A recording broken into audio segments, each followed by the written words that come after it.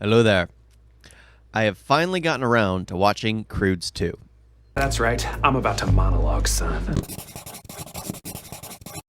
Don't forget to like and subscribe. Alright, I was a huge fan of the first Croods movie, mainly because I actually liked the creatures more than anything. They were a mix of everything. It just reminded me of Final Fantasy, how they'll take like a rabbit and a rat and mix them together, or take creatures and mix them together, or create all brand new ones.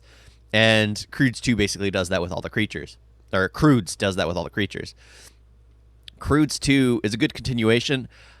I'm a huge fan of Ryan Reynolds, so I'm surprised I didn't see it beforehand. But I guess I just didn't know he was in it because normally sometimes they'll switch out who does the voices and they'll get a sound alike because it's cheaper sometimes, especially now that he's kind of built his career more and more and more. But they have him back as Guy, which is fun. I think a lot of people had an issue with this one just because it's more woman empowerment, but I actually did like it because the guys are basically being guys. A little overboard, but everyone knows those guys, which are just, very, very masculine, very trying to compete with one another, trying to one up one another, because Guy was just the smarter one of the two fathers. The two fathers were trying to one up one another on who's the better father and who does the right thing, who's the smarter one, when they're both just, you guys are just brutes.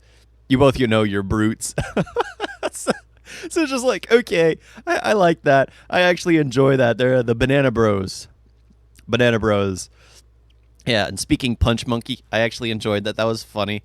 It's not a beautiful language, not a pretty language. Yeah, guy gets himself beat up just because he's trying to talk and communicate with them.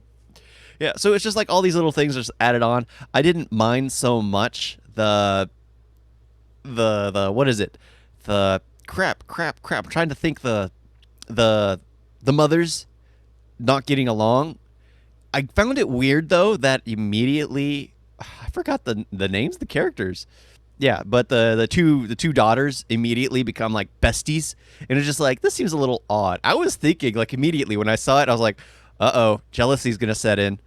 Jealousy's gonna set in because they're both Guy's age, and Guy knows her from childhood. It's just like jealousy's gonna set in. No, immediately they become best friends, and I was like, okay, that's something I wasn't expecting. They become best friends and more like a sister-like figure because let's face it, her real sister is a savage animal, which I've always enjoyed. I always enjoyed the fact that the sister is just a beast, a mindless beast, a real cave people. Yeah, but I love the fact that they have modern technology. They have elevators. They're wearing flip flops. They're in the medallion clothing that was actually looks like cotton. It looks more modernistic. They farm. They're not hunter gatherers. They're farmers at that point. They fenced off their property so none of the outside creatures can get in. Very, very modernistic. Yeah, the father basically stole the water in order to grow his crops in the land he wanted. So it's just like all these little things. It's like, okay, now that's a brain. And the fact that Guy immediately is like, yeah, this is what I wanted. This shower, the toilet. He's absolutely fascinated by. He keeps flushing things down the toilet, then looks at the mother, and is like, what's this for? I'll let my husband tell you. Just because she doesn't want to explain what a toilet is for.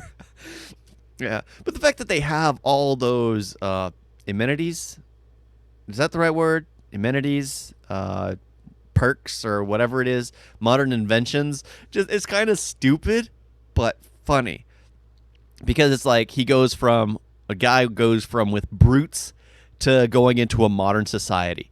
I mean, it's kind of funny, but I enjoyed it. The fact that it starts off with Guy's parents telling him to just find tomorrow, keep following the sun. And it's just like, okay, that's actually pretty cool.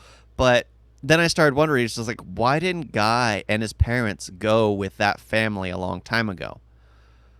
Or were they traveling with them, got separated, and then his parents got stuck in Tar? I mean, there's all these little things. It's just like, that's me, though, always finding things to question about everything. But I enjoyed it. I had fun watching it. The spider wolves. Yeah, everything like that's one thing I absolutely, like I said before. I love the creatures. I love the critters through because the spider wolves don't look like spiders. They look like wolves with 8 eyes, 8 legs, and they have dog hair all over them. It's cuter. It's cuter. Of course, their legs were still like the spider legs, and they didn't have paws, which was weird. I wish they had paws because that would have been even cuter. But no, they didn't have those. They just they had spider legs. But it's like all these little things. It's like, okay, I love the creations here. I love the stupidity of it all. And the fact that they're not allowed to eat bananas. That's funny because for some reason, that's all Krug? Is that his name? That's the father's name. Yeah, Krug. Yeah. He has a great memory of eating a banana, and the one rule was he can't eat bananas. But that's all in the first act. He eats a banana, and then the second act takes place, third act, whatever. Yeah, the second act takes place where they're basically captured. And the third act takes place where they're being saved by the tribe of women. Yeah, the grandmother, the daughter, 2 daughters, the 2 mothers. Yeah. The 3 daughters at that point. Yeah, because the friends... Yeah, it's just all the women, the 5 women. 5. Okay, the grandmother, 2, 6 women all come to save them. As guys basically a running joke over and over and over again. And the 2 dudes are constantly, they're just laughable because, they're banana bros. They're just stupid. They're stupid fathers. The typical stupid father you see. This is just like the most overly generic dumb father. Which isn't a bad thing. I mean, they're loving parents, and they're fighting over who loves their family more, in a way. Who does what's right for their family most. Yeah, so I actually like that. The fact that one father had needed his alone time from his family, and the other one was like, why would you want that? You never want that. You shouldn't want that. So you get like both perspectives, and it's like, okay, I'm enjoying this. You're getting 2 completely different parents fighting over what's the right way to do things. Only to find a perfect middle ground. Bananas. Banana. I don't know what's with kids movies now and bananas.